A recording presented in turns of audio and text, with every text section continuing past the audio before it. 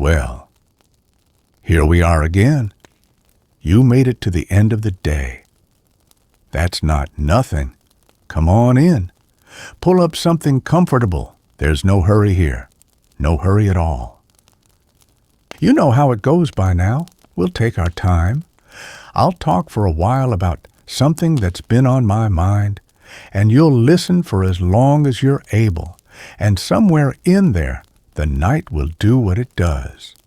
The day will let go of you, or you'll let go of it. Either way, that's the plan. It's a good plan. It's worked before. All right. Let's begin. I've been reading letters lately, not novels, not essays, not anything intended for publication, not anything written with the awareness that strangers might one day read it. Just letters. Personal ones, the kind where someone sat down at a table on an ordinary afternoon and wrote to a specific person about what was happening and what they thought about it. No performance in it, no arrangement for an audience. Just, here's what's going on, here's what I make of it, I hope things are well with you. There's a quality to that kind of writing that you don't find anywhere else. You can feel the difference the moment you start reading. The writer isn't arranging themselves. They're not choosing which parts of themselves to present. They're not thinking about what kind of impression they're making on people they'll never meet. They're just talking, the way you talk to someone who already knows you, which is the easiest and the hardest way to talk. Easiest because you don't have to explain yourself. Hardest because you can't. I find letters restful in a particular way. I've been trying to figure out why. Maybe it's just that most of what gets written now is written at you.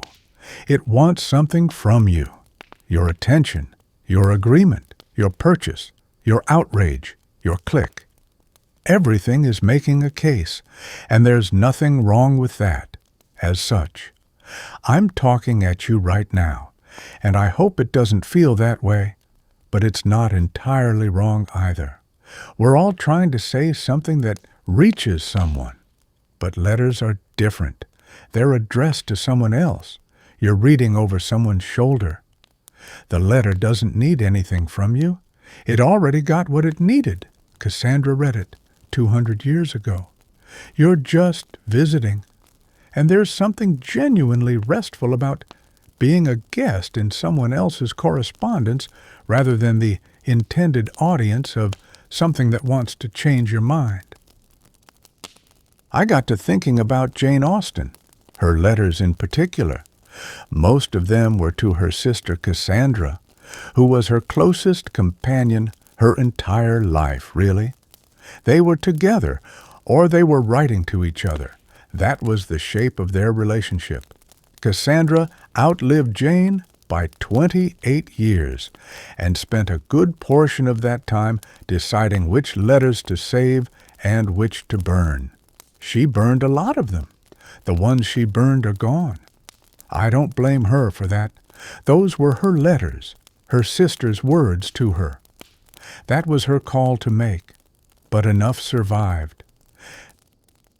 Now you probably know the name. Most people do, at least a little.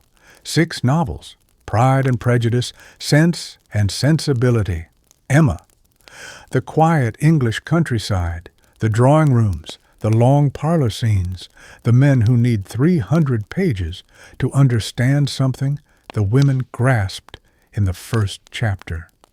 Balls and letters and proposals, and the quiet desperation of women who had almost no options and had to be very intelligent about the few they had. Her reputation got very soft over the years, very pink and pleasant. The bonnets, the romance, the period drama on Sunday evenings. There's a whole industry built around a certain version of Jane Austen.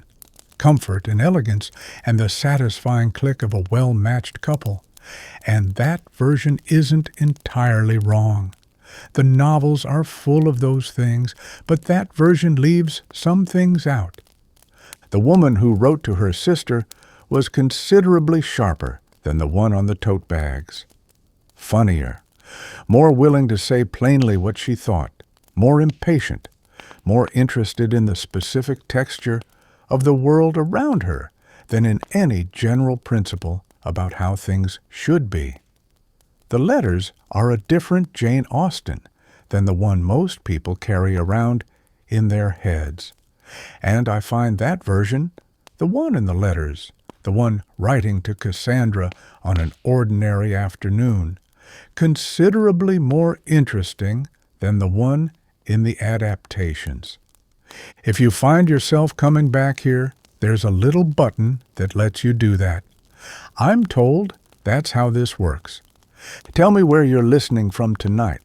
I'm always curious about that, what the room looks like, whether there's rain on the windows or just the ordinary dark of a quiet house. I like knowing where people are when they find their way here. The letter I want to read you tonight is from January of 1813. Jane Austen was 37 years old. She'd been writing seriously for most of her adult life. The first drafts of what would become Pride and Prejudice go back to her early 20s. She'd been working on it, in one form or another, for a long time, revised it, set it aside, came back to it, tried to sell it, failed to sell it, kept going anyway, and then, finally, published, out in the world, no longer something happening in a parlor in Hampshire. A book, a real book that people were reading and talking about. She wrote to Cassandra a few days after it came out. That's the letter. January 1813. It would have been cold in Hampshire. She'd have been at her small table, probably in the morning when the light was good, writing to tell her sister what had happened. I want to tell you, she wrote, that I have got my own darling child from London. Her darling child, that's how she referred to it. Not the novel, not the book, not my work. Her darling child. She had her copy now. She could hold it. She could see it the way you see something you made after it's become a finished thing and you're looking at it from the outside for the first time. And she's writing to her sister. I have it. It exists. Here's what people are saying. I want to pause on that phrase for a moment before we go any further. Her darling child. She chose that language deliberately, or rather, she didn't choose it at all. It's the language that came naturally to her, writing to Cassandra on an ordinary January morning. That's the phrase that arrived when she sat down to describe what she was feeling about the book's publication. It tells you something.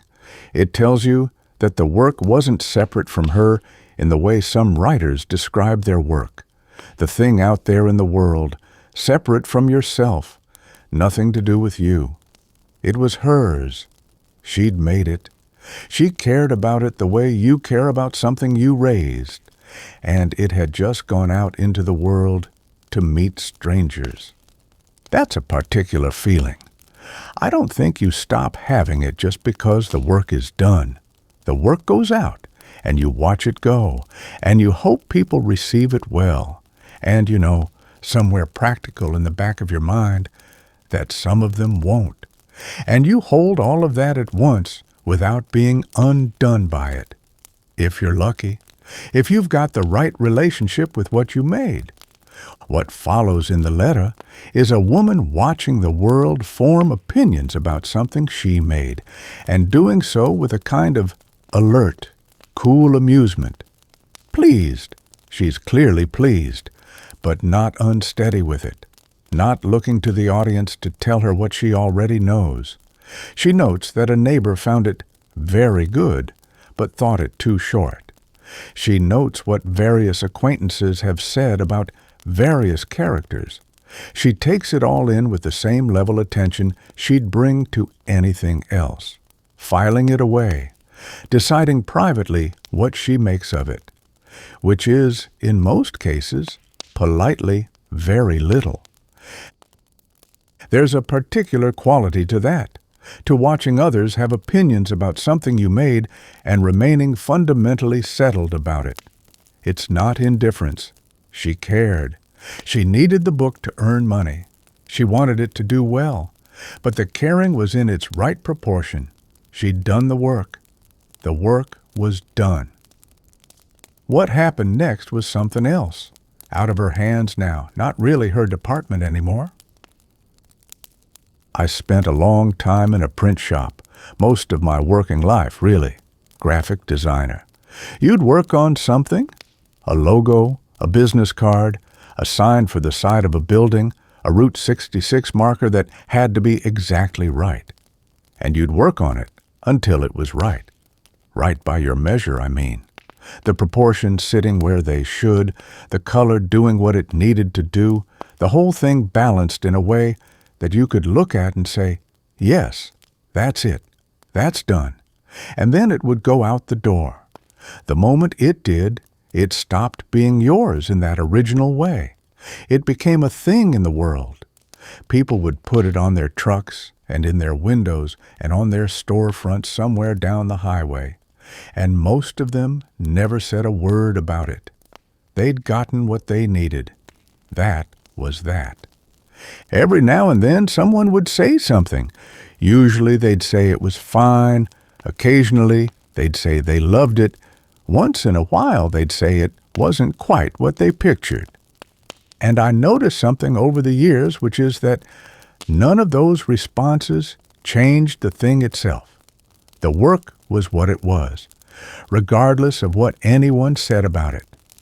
The satisfying jobs were still satisfying. The ones I knew I'd rushed were still the ones I knew I'd rushed. The audience didn't reach back in and alter what I'd done. It was already done.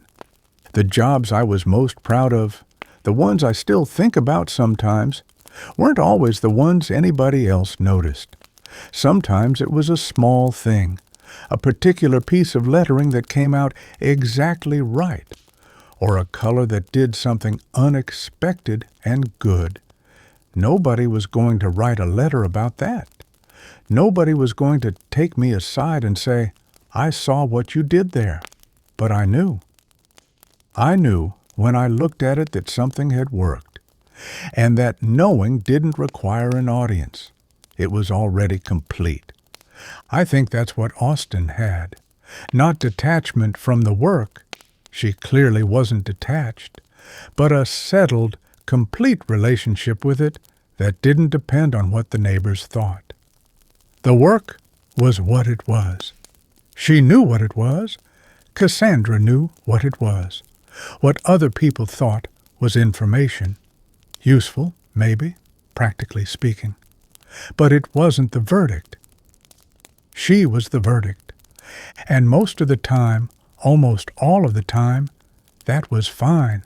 More than fine.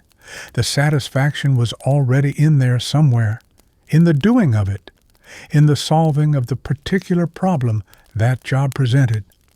There's a specific pleasure in a thing coming together, when the pieces that weren't quite right finally find their place, and you can see it.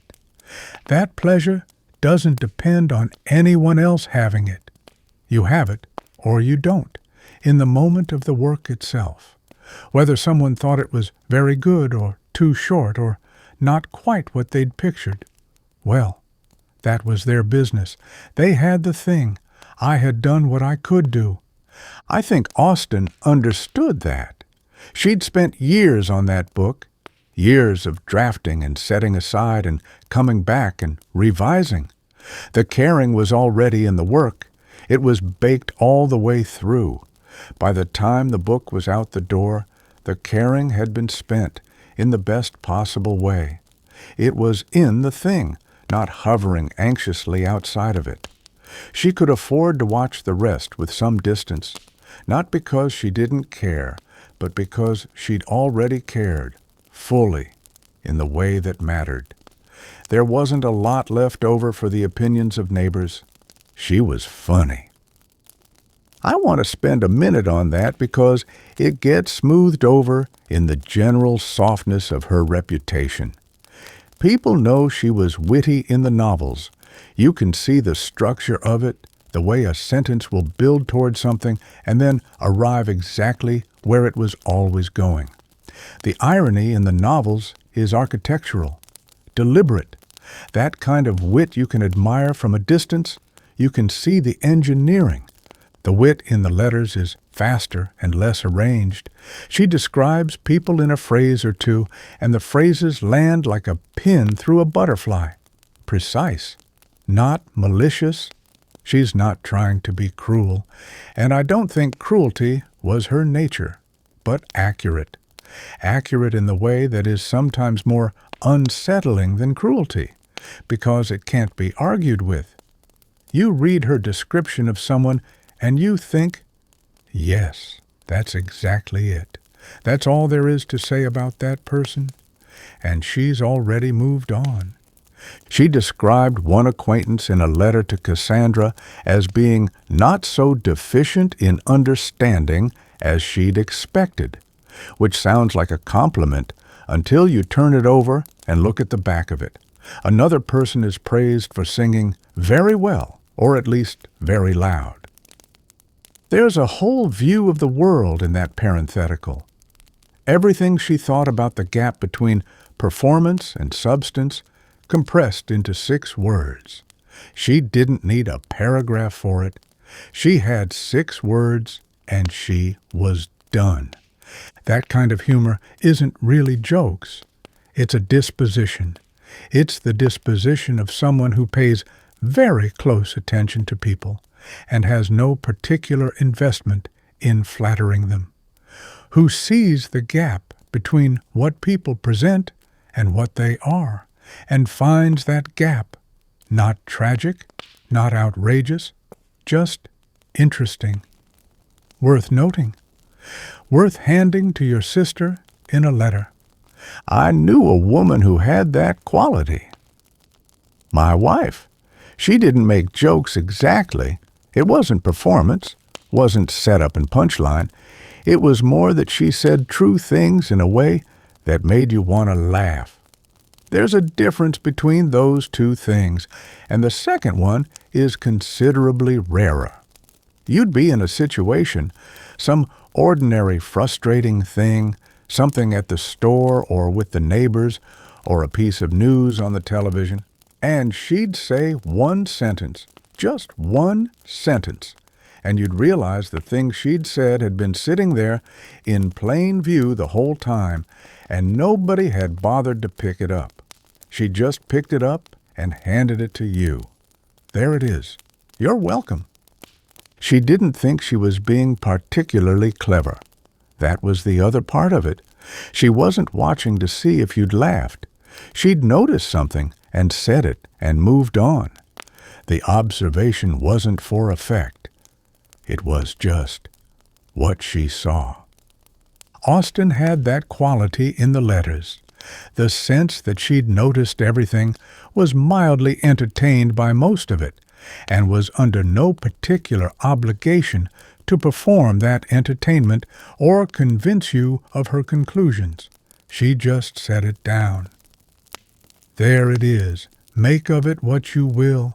What she wrote to Cassandra was private. I keep coming back to that. She wasn't writing for us. She had no reason to think we'd ever read it, no reason to shape the letter for a distant future audience. She wasn't constructing a record or managing a legacy.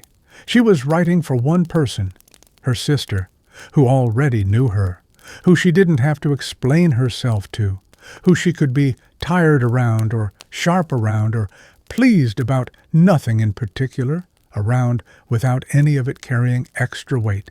It was just talking, in writing, the way you talk to someone when you don't have to be anyone in particular. The intimacy of that is visible in every line. You're reading something that was never meant for you, And because of that, because she wasn't performing for a stranger, because she had no idea you existed, it's more honest than almost anything she published, more present. You feel the actual person more clearly in a letter she dashed off to Cassandra on a Tuesday morning than you do in pages she revised for years. That's one of the stranger things about privacy. The things that weren't meant for us are often the ones that reach us most directly. The diary, not meant to be read. The letter, not meant to outlive its recipient. The overheard conversation between two people who've forgotten the room.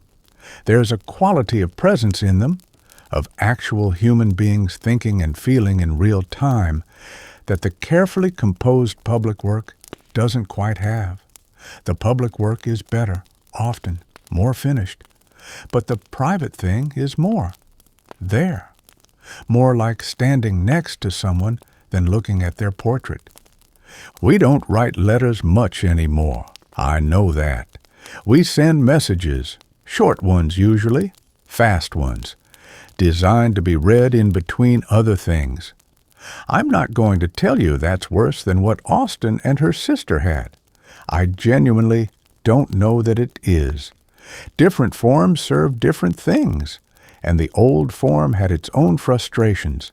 Letters got lost, or took 2 weeks to arrive, or arrived when the thing they were about had already resolved itself one way or another. But there was something in the old form that I find myself thinking about. The sitting down, the full thought, completed before you started the next one. The assumption, the simple, unquestioned assumption, that the person on the other end would give it their full attention, that they'd sit down somewhere comfortable and read it from the first line to the last. Not skim it, not glance at it. Read it. That assumption changed the writing. When you know you have someone's attention, really have it, all of it, for as long as it takes, you write differently. You let things develop. You take a sentence where it wants to go instead of cutting it off before it becomes inconvenient.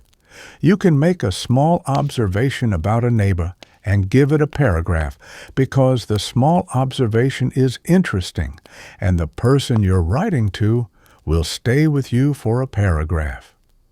You don't have to earn their attention every 3 sentences. You already have it. That's what correspondence was, at its best. Not just information exchanged, not just logistics managed, a sustained act of attention. I sat down and gave you 20 minutes of my undivided thought. Here it is. Here's what I was actually thinking. Develop the way a thought develops when you don't cut it off. I thought you'd want to know. That's not nothing. That's quite a lot, actually. It's a form of love, even when the letter's about nothing much. Even when it's just neighborhood gossip and family news and what the weather has been like. The giving of time and attention is the substance, not the content. Austen's letters to Cassandra are full of small, ordinary things, and they are among the most intimate documents I've read. My mother wrote letters, not to me. I was nearby. I didn't need letters, but to her sister in another state, a few a month for most of her life. After she died, we found the ones her sister had saved, bundled up and kept. Years of them. I didn't read them. They weren't for me, and I felt it the same way Cassandra felt it about Jane's letters. Some things belong to the people they were written for, and that's fine. But I held them for a minute.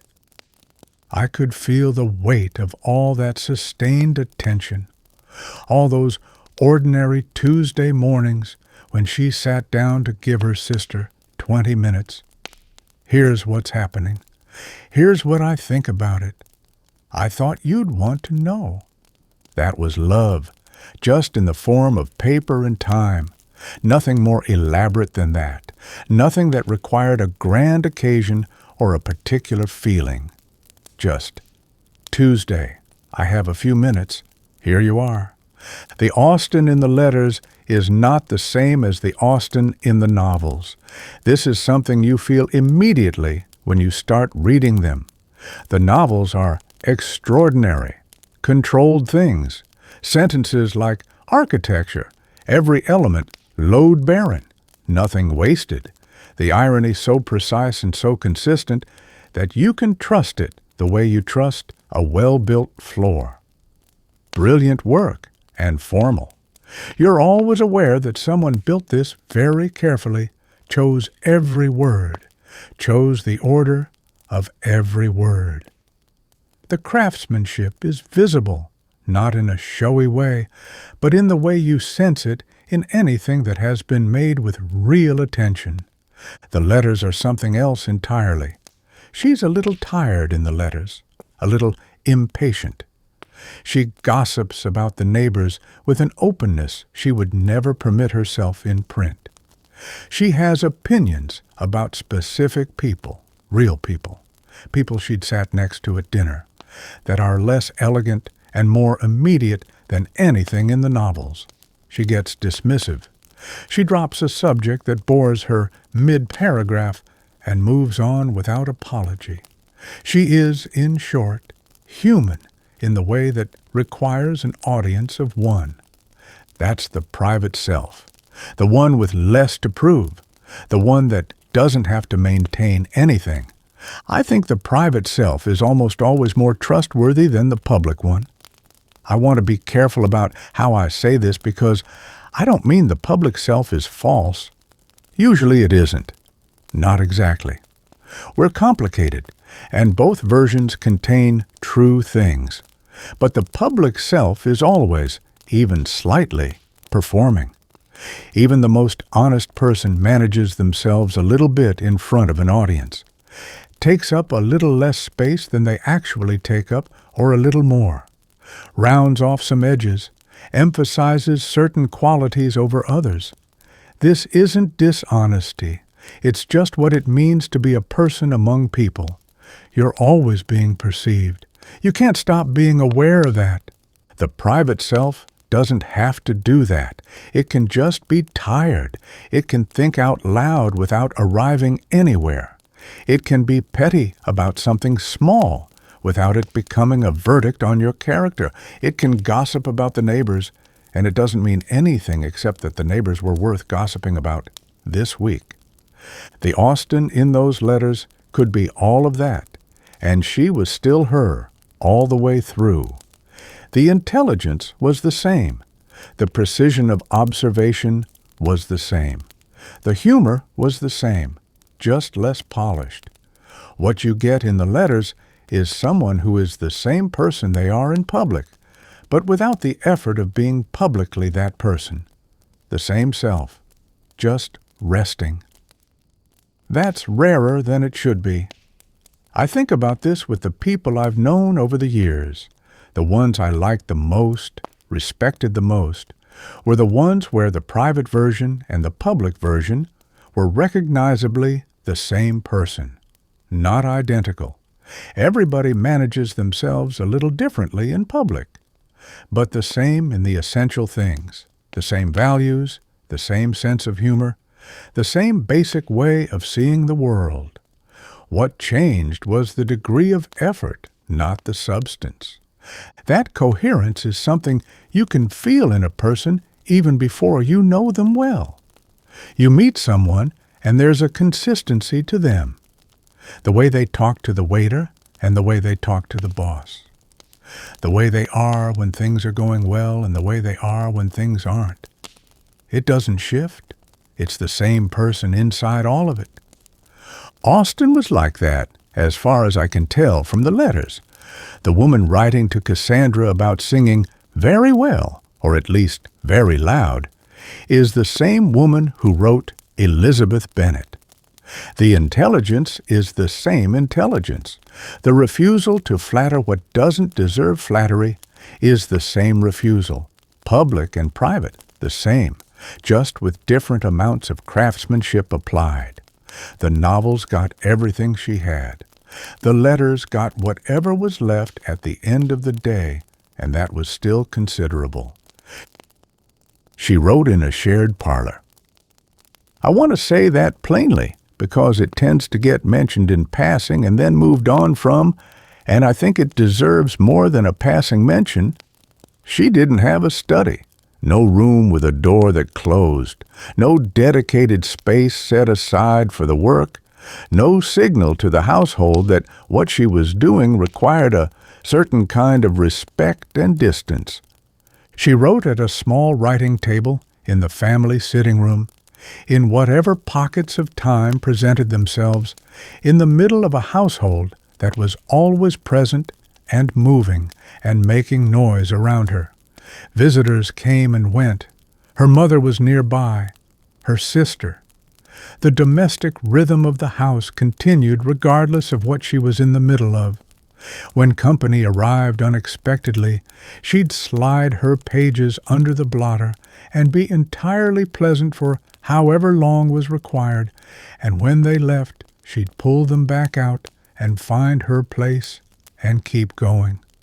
I've thought about that a lot, what it requires of a person to do that, to hold the thread of something, a complicated something, a novel with 200 years of readers still finding it, while simultaneously being a daughter, a sister, a guest, a neighbor, to slide it under a blotter and pick it back up without losing where you were, over and over, for years.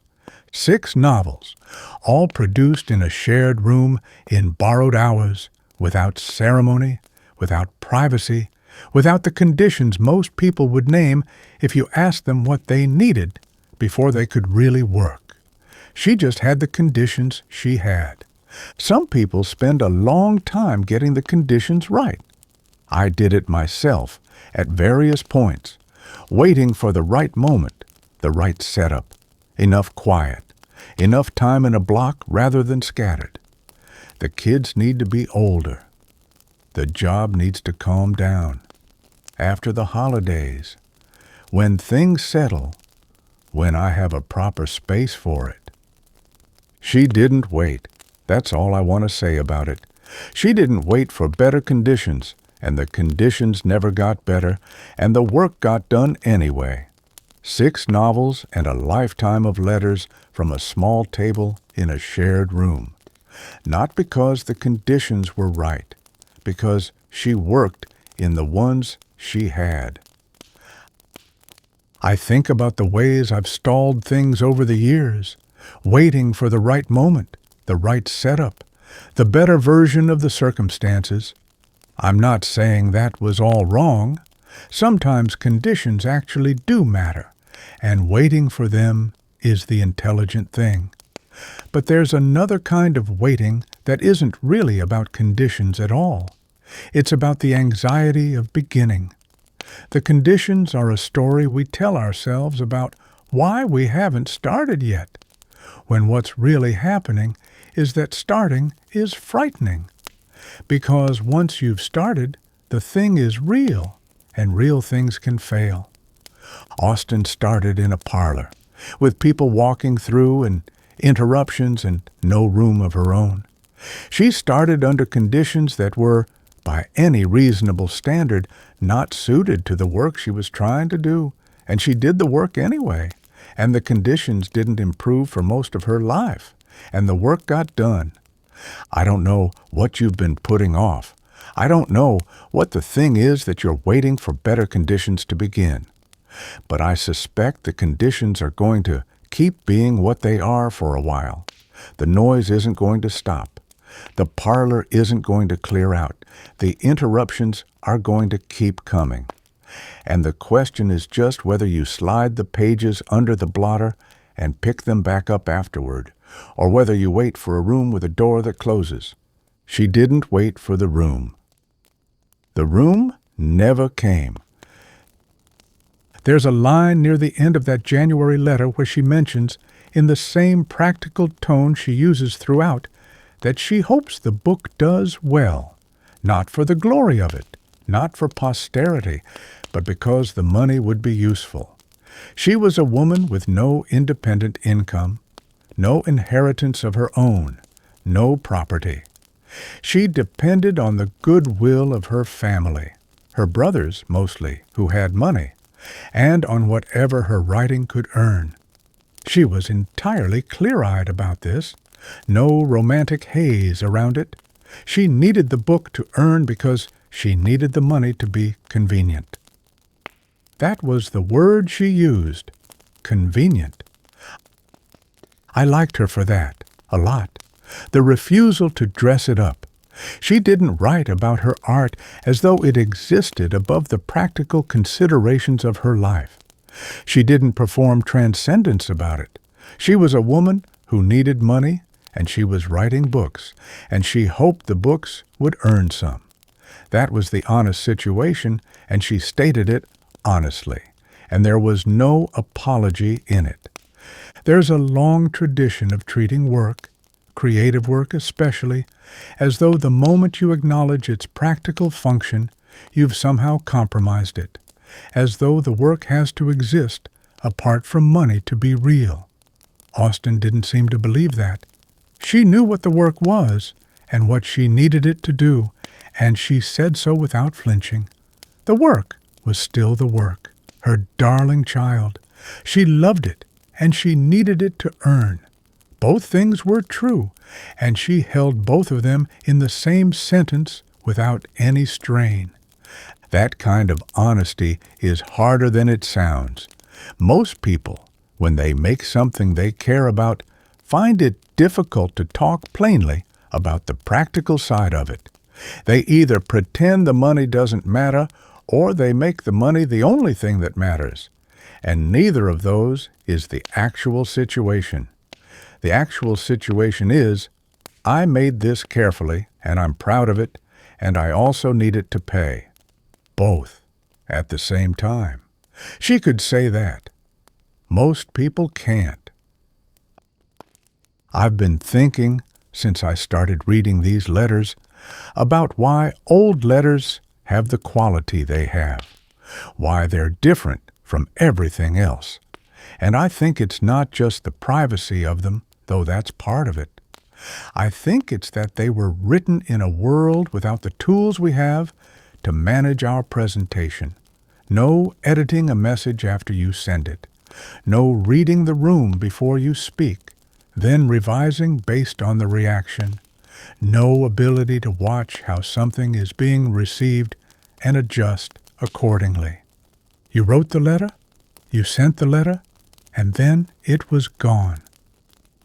Cassandra would read it however she would read it, and Austen wouldn't know for a week. Whatever she'd said, whatever she'd revealed, accidentally or deliberately, was revealed. There was no taking it back. That forced a kind of commitment to the sentence. You had to mean what you wrote, or at least stand behind it once it left your hands. There was no hovering over it afterward to manage how it landed. You'd thought it through, or you hadn't. And you'd sent it, and now you'd see. We've been given all these tools for managing our presentation, for editing and revising and reconsidering before anything reaches another person. And in some ways, that's good. Fewer things said in haste, fewer things regretted.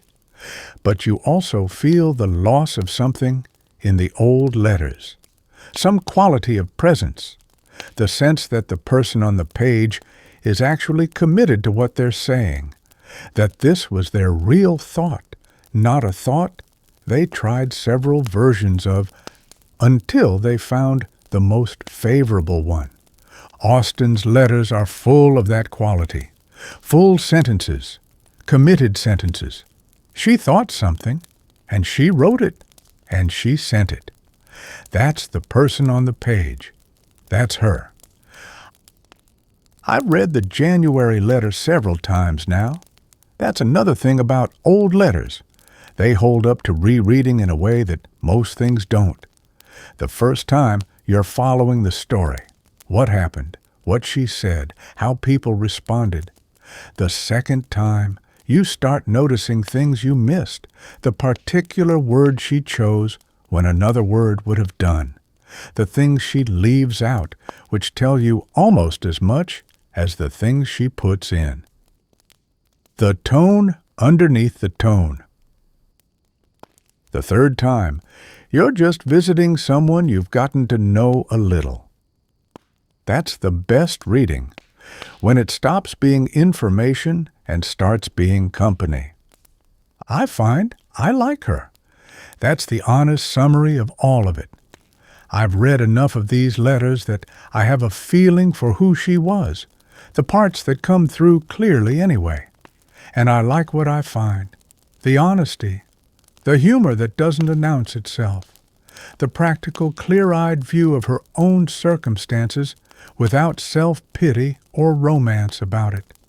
The fact that she clearly loved her sister in a plain, everyday, non-dramatic way and wrote to her about small things because small things are what a life mostly consists of. She was a person, a real one, not a reputation, not a literature class, not a film adaptation, a person who sat at a small table on a January morning in 1813 and wrote to her sister about her darling child and whether the neighbors liked it. That's who I've been talking about tonight. I think it's worth keeping that in view. She wrote for Cassandra. That's the last thing I want to say about these letters, and I think it might be the most important. She wrote, assuming her sister would sit down and read the whole thing, the whole letter, from the beginning all the way through, without skipping. That was just assumed. That was the nature of the form. There was no subject line to decide if it was worth opening, no preview pane showing the first sentence, no notification to be swiped away. Cassandra would receive it, and she would find somewhere to sit, and she would read it. That was what you did with a letter. That was the agreement. Austen wrote for someone who wasn't in a hurry, who had the time and was willing to spend it, and would be there at the end of the last sentence. So the writing could develop, it could meander slightly and come back. It could linger on a small thing that was interesting, not because the small thing was crucial, but because Cassandra would stay for a paragraph about it. It could say a thing in full rather than truncating it for efficiency. It could trust that the destination didn't have to be reached in the fewest possible steps. Most things now are written for someone who's about to leave. Every sentence is trying to earn the next sentence. The attention has to be constantly justified. So the writing compresses, gets to the point faster, or gets to what looks like a point. Cuts the side roads. Can't afford to spend a paragraph on the small thing, because there's no guarantee the reader will stay for it.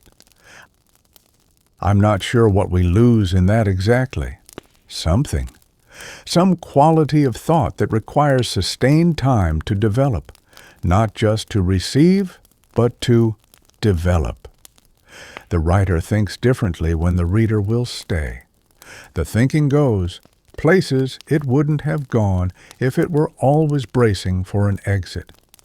There's also something lost on the receiving end. When you only read things that assume you're about to leave, you start to become a reader who's about to leave. The attention span doesn't just shrink. It becomes more anxious, always looking for the next thing, never quite settled into this one. You develop a relationship with text that is fundamentally restless, always scanning, never arriving anywhere. The people who wrote letters had a different relationship with reading them. They sat down, they read, they stayed until they got to the end, and that act of staying had its own effect on what they understood and on who they were as people. You become, a little bit, the kind of attention you practice. You're here. You've been here for a while now, if you've made it this far. You stayed. You gave this the time it needed. That's the same thing, I think, just a different form. 200 years later. Someone talking. Someone listening. Both of them not in a hurry. You're practicing a certain kind of attention tonight, the kind that settles in and stays, the kind that lets something develop all the way out before looking for the next thing. That's worth something. More than I can say, exactly. I think Austen would have understood exactly what's happening here. I think she would have recognized it and approved. She died at 41. I come back to that every time I read her letters. 41 years old. 6 novels, all of them still being read, still being discussed, still being argued about in university classrooms and book clubs and late-night conversations. All that correspondence with her sister. A life of letters, most of them gone. She never saw the long arc of her own reputation. Never knew how widely she'd be read, or how long she'd be in print, or what the world would eventually make of her. She never knew about the films, nor the television adaptations, the scholarship, the tote bags. None of it. She just did the work, in the parlor, in the time she had. And then she died, and it was done. I find that clarifying. Not sad exactly, though it is sad. She was 41, and there would have been more books, probably given more time. But clarifying. She had what she had. She used it fully. And she did not require a long life to do something that would last. Most of us get more time than she did. Quite a lot more time, most of us. I'm not sure we use it as well. I don't say that as a judgment, just as an observation worth sitting with for a minute in the quiet. She was given a small table in a shared room and a certain number of years, and she made the most of both. That's all. That's everything. Let all of that settle now. Whatever is still undone from today, let it be undone. It can wait. There's nothing to be done about it in this hour, and this isn't the hour for it anyway.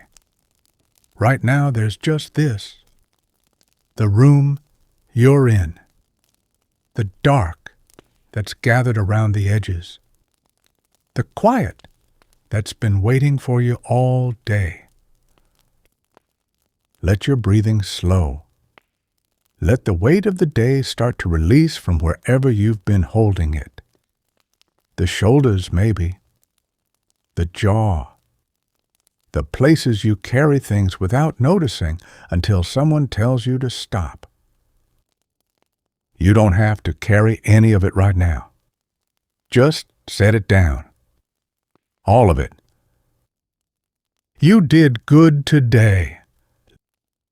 Let your eyes close. Let everything soften at the edges. Let the night take over from here. It knows what to do. Sweet dreams now. I'll be right here.